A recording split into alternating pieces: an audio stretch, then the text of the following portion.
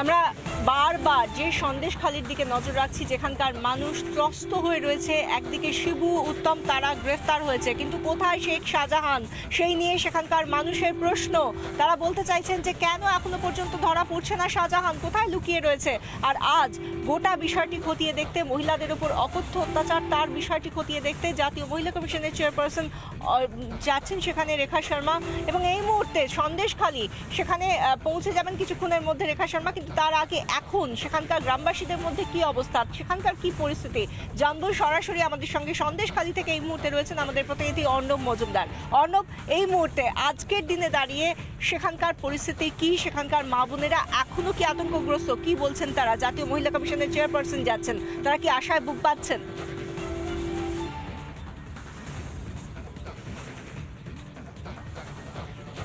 দেখো বিশাখা, একবারই জাতীয় মহিলা কমিশনের চেয়ারপারসন আর কিছুক্ষণের মধ্যেই তুমি যেমনটা জানাচ্ছ, তুমি তার কনভয় রয়েছো এবং রিপাবলিকে তার যে প্রতিক্রিয়া, সেই প্রতিক্রিয়া তুমি শোনালে, এবং তারা কিন্তু আর কিছুক্ষণের মধ্যেই ধামাখালি হয়ে সন্দেশখালিতে আসবে। তুমি রয়েছো সেই কনভয়, কিন্তু এই মুহূর্তে যারা গ্রামবাসীরা তারা আমার সঙ্গে রয়েছেন, তাদের অভিযোগ, কারণ তারাই এতদিন ধরে অত্যাচারিত হয়েছেন, নিপীড়িত হয়েছেন, সেই সমস্ত মানুষ তারা আজকে একটি মহিলা কমিশনের যিনি চেয়ারপারসন তার কাছে অভিযোগ জানাতে চান।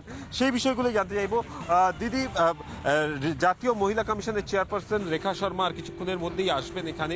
আপনারা তো দীর্ঘদিন ধরে অত্যাচারিত হয়েছেন, আপনাদের যে সমস্ত রুজি রুটির রাস্তা বন্ধ করে দেওয়ার চেষ্টা করা হয়েছিল, কি জানাতে চান রেখা শর্মা? আমাদের এখানে যখন ডাকবে মিটিংয়ে যেতেই হবে, বাধ্যগত বাচ্চা কাচ্চা সব চাবিতালা দিয়েই যেতে হবে। আবার মিটিংয়ে বলবে সব সামনে এসো, বউরা সামনে এসো। তাছাড়া এখানে ভোট আসলে ছেলেরা সব বাইরে, কেউ থাকে না, ভয়ের তরাসে সব বাইরে, মেয়েরাই থাকে একা। ভোট আপনারা মেয়েরা যারা থাকেন তারা ভোট দিতে পারেন? ভোট দিতে গেলে ভোট দেখে কোন বাস্কই ঢোকাতে হবে সেটাও দেখিয়ে দিতে হবে। তারপরে এখানে কোনো সুযোগ সুবিধা তো নেই, সব বাড়ি কল মানে ট্যাপগুলো দিয়েছে, কোনো বাড়ি দিয়েছে কোনো বাড়ি দেয়নি, জলেই তো নেই, সব জল কিনেই খাওয়া হয়। অথচ এখানে সুযোগ সুবিধা কোনো শস্য বিমা বলো, কোনো কাগজপত্র দিতে গেলে বলে আগে তোমাদের দলিল দেখাও। যাদের নেই তারা চাষবাস করে, তারা কিছু পায় না, অথচ যাদের নেই তারা পায়। আনফানে ঘর বাড়ি ভেঙে যাচ্ছে, তারা পায় না, যারা পাকা বাড়ি তারা পাচ্ছে। আমরা এই পর্যন্ত কোনো ক্ষতিপূরণ। আপনারা প্রশাসন যারা আছে এখানে, বিডিও বা এসডিও বা থানার পুলিশ যারা রয়েছে, তাদের কাছে অভিযোগ জানিয়েছিলেন কখনো? কোনো না, ওদের কাছে নয়, কিন্তু এই সব পার্টির কাছে বিচার দিতে গেলে সঙ্গে সঙ্গে বলবে পার্টি অফিসে যাও, পার্টি অফিসে বিচার। আপনি বলছিলেন যে ওরা অভিযোগ নিতে চায় না, পার্টি অফিসে যেতে বলে। প্রশাসন বলছে পার্টি অফিসে যেতে। মানে এই যে অত্যাচার আপনাদের উপর হয়েছে, সেই জায়গা থেকে কোনো বিচার করেছে? না না, কেউ বিচার করে না, কোনো বিচার আমরা পাই না। আরো বিচার করতে বলতে গেলে বলে পার্টি অফিসে যাও, পার্টি অফিসে চলে যাও, তোমরা পার্টি অফিসে যাও। আর এই আমফানের টাকা আমরা পাই না। ঘর বাড়ি আমাদের, চলুন দেখে আসবেন, ঘর বাড়ি ভাঙা। আমি গিয়ে বলেছিলাম যে একটা পেপার দে, পেপার দিল না আমাকে। বাড়ি সার্চ করতে এসেছে, বলছে ঘর ভেঙেছে কিনা দেখি। ওদেরই প্রতিনিধি সব এসেছে, এসে দরখাস্ত করে পেপার পাবে, লিখে দরখাস্ত লিখে দাও। দিদি, আরো একটা কথা, উত্তম শিবু দুজনে গ্রেপ্তার হয়েছে, শাহজাহান কিন্তু এখনো বাইরে রয়েছে। কোথাও কি গিয়ে আতঙ্ক কাজ করছে? হ্যাঁ, আতঙ্ক তো কাজ করছে। আমরা তো রাত্রে ঘুমাতে পারছি না ওর আতঙ্কে, কারণ ও যা দলবল তৈরি করে রেখেছে। আমরা রাত্রে, আমাদের তো মানে বাড়িতে বেটা ছেলেরা কেউ বাড়িতেই নেই, কেউ থাকতেই পারছে না রাত্রে।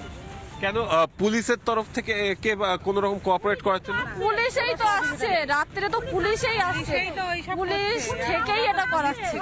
পুলিশের উপস্থিতি, মানুষের সব দিক থেকে সরাসরি আক্রমণ, এবং তাদের প্রত্যেকের নিশানায় শিবু হাজরা, উত্তম সর্দার এবং অবশ্যই শেখ শাহজাহান, যে এখনো পর্যন্ত অধরা। অর্ণব, নজর রাখো, পরবর্তী সময় আবার আসছি আর তোমার কাছে। গ্যাং রেপ এবং অ্যাটেম্পট টু মার্ডার, এই দুটো কিন্তু সেকশন রয়েছে। শিবু হাজরা, তার যে জামা প্যান্ট রয়েছে সেগুলোকে কিন্তু ফরেন্সিকের জন্য পাঠানো হবে। স্যাম্পল কালেকশন করা যাবে কিনা, বা স্যাম্পল কালেক্টেড হলেও সেটা আদৌ কোনো রকমভাবে ফরেন্সিক এক্সামে কিছু বেরিয়ে আসবে কিনা, সেটা নিয়েও কিন্তু প্রশ্ন উঠছে।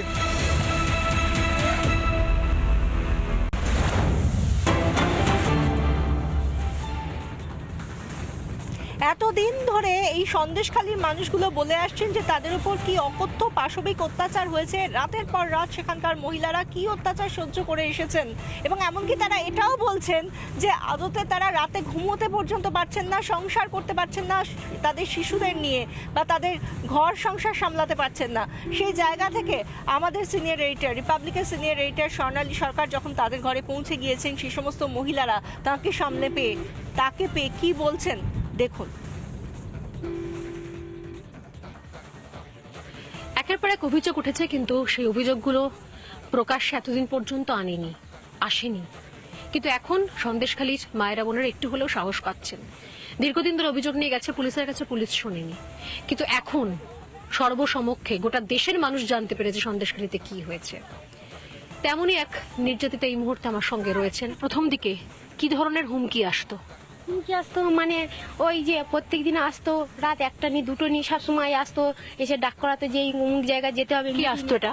এটা শিবু হাজরা আসতো। শিবু নিজে আসতো? হ্যাঁ, নিজে আসতো, এসে ডাকতো যে এখানে যেতে হবে, এই জায়গাটা মিটিং হবে, এই মিটিংয়ে যেতে হবে। এবার আমি যদি বলি না আমি যাব না, কেন যাবে না, কিসের জন্য যাবে না, কেন যাবে না, যেতে হবে, এক্ষুনি যেতে হবে, না গেলে কিন্তু লোক পাঠিয়ে দেবো তুলে নিয়ে যাওয়া, এই করে করতাম। যেদিনকে তোমার সঙ্গে ঘটনাটা ঘটলো সেদিনকে শিবু হাজরা একা ছিল নাকি আরো অনেকে ছিল?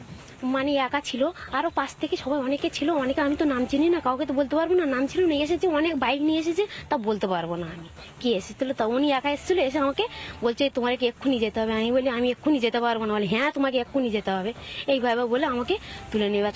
তারপর তো আমি লোক পাঠিয়ে দিচ্ছি, তোমার এক্ষুনি যেতে হবে। তাহলে এবার ওখান থেকে গিয়ে আমি ওই সেদিনকে যখন তোমাকে একাই ডেকে পাঠানো হয়েছিল? হ্যাঁ, সেখানে আমাকে একা ডেকে নিয়ে পাঠানো। তারপর ওখানে কি কোনো আলাদা কোনো ঘর ছিল? না, কোনো ঘর নেই, ওই এক বলবো তোর মানে ইয়ার ঘর ছিল, সেই ঘরের ভিতরে নিয়ে গেছে, নিয়ে গিয়ে 2-3 জনের ভিতরে নিয়ে গিয়ে ঘরের ভিতরে ঢোকানো হয়েছে। নিয়ে নিয়ে আবার আমাকে কিছুক্ষণ পরে আমাকে ছেড়ে দিয়েছে। এই ঘটনার পর তুমি বাড়িতে এসে বলেছিলে তোমার স্বামীকে? না, আমার স্বামীকে বলি না, সংসারে অশান্তি হবে, ঝগড়া হবে, সেই ভয়তে আমি কিছু বলতাম না। একটা জিনিস আমাকে বলুন, মানে এরকম তোমার মতো তাহলে এরকম আরো অনেকে আছে এই গ্রামে যাকে এরকম তুলে নিয়ে গিয়ে ঘরে রাখা হয়েছে, যার সঙ্গে এ ধরনের অত্যাচার করা হয়েছে, দুজন তিনজন মিলে যার সঙ্গে এরকম অত্যাচার করা হয়েছে এবং তারপর তাকে বাড়িতে পাঠিয়ে দেওয়া হয়েছে। তো তারাও তাহলে অনেকে তাহলে বাড়িতে বলতে পারেনি, বাড়ির পরিবারকে বলতে পারেনি? ভয়তে বলতাম না, ভয় এখন হইলে সংসারে অশান্তি গন্ডগোল হবে, সেইটার জন্য আমি বলতাম না। এসে বলতে আমাকে জিজ্ঞাসা করতো তুমি গিয়েছিলে কিসের জন্য, না আমাকে কিছু না, আমার ডেকেছে, ডাকার পরে আমার কিছুক্ষণ পরে আমাকে নিয়ে ছেড়ে দিত, আমার আর সংসারে অশান্তি হতো, মানে আমার স্বামী আর কিছু বলতো না। তোমরা যদি গিয়ে বলতে কি আমাকে শুধু রান্না করতে ডাকা হয়েছে বা এই ওখানে জোগাড় খাটতে ডাকা হয়েছে বলে, তাহলে তোমরা ব্যাপারটাকে সামাল দিতে? হ্যাঁ, সামাল দিত। আমি অশান্তির ভয়তে ওই জন্য আমরা কিছু বলতাম না, এসে আমি বাড়ি এসে কিছু বলতাম না। এরকম অত্যাচার এবং শারীরিক অত্যাচার কতবার হয়েছে? এইটা নিয়ে 2-3 বার হয়েছে। 2-3 বার এরকম হয়েছে? হয়েছিল, ডেকেছে রাত্রিবেলা, রাত 1টা নি 2টো নি, কোনোদিন 10টা, কোনোদিন 11টা, এরকম করে ডেকেছিল, আমি এরকম ভাবে গিয়েছিলাম। পুলিশের কাছে তখন কেন যেতে পারোনি? তখন যেতে পারিনি, জানি আমি এইখানে যদি পুলিশের কাছে অভিযোগ জানাই তা পুলিশ তো অভিযোগ নেবে না, না নেবে না যেকালে, তাহলে আমি গেলে আমাকে যদি এসে তুলে এসে ঘর দরজা দিয়ে এসে ভাঙচুর করে, যদি এসে মারধর লাগিয়ে দেয়, আমার স্বামী একটু নিরাও গোপে ছাড়ি, কোনো ঝগড়ার দিকে গন্ডগোলের দিকে ভয় করে, তাহলে আমি যদি এখন যদি আমার স্বামীর এসে ধরে মারধর লাগিয়ে দেয়, তখন আমি কি করবো, ওই জন্য আমি ভয়তে করে কিছু বলতাম না। শুধু শারীরিক অত্যাচারই নয়, একই সঙ্গে নাকি মহিলাদের অশ্লীল ভাষায় গালিগালাজ করে। করেছে, হ্যাঁ, গালগালামি ভাষা, কাঁচা কাঁচা ভাষাও দিয়েছে। কিরকম সে ভাষা আমি কেমন করে বলি বলতো, সে উল্টো পাল্টা ভাষা, সে ভাষা শোনার মতন নেই। অসহায়তার সুযোগ নিয়ে দিনের পর দিন এই বাংলার মা বোনেদের ডেকে নিয়ে গিয়ে তাদেরকে শারীরিকভাবে এইভাবে নির্যাতন, নিগ্রহ করা, অত্যাচার করা, এবং এটা জেনে বুঝে কি তারা আর বাকি বাড়িতে গিয়ে বলতে পারবে না কাউকে, সেই সুযোগটা নিয়ে সেই সুযোগের সদ্ব্যবহার করা। আমি জানি না সন্দেশখালীর মা বোনেরা যদি ঘরে ঘরে প্রত্যেকে মুখ খোলে, যদি প্রত্যেকে অভিযোগ জানাতে যায় পুলিশের কাছে, তাহলে ঠিক কতগুলো অভিযোগ গিয়ে জমা পড়বে। এই ধরনের কথাগুলো কি আদৌ মাননীয়ের কাছ পর্যন্ত পৌঁছবে? প্রকৃত যে শাস্তি হওয়া উচিত এই শিবু হাজরা, এই উত্তম সর্দার, এই শেখ শাহজাহানদের, সেই সাজা কি তারা পাবে? এই প্রশ্ন রইল।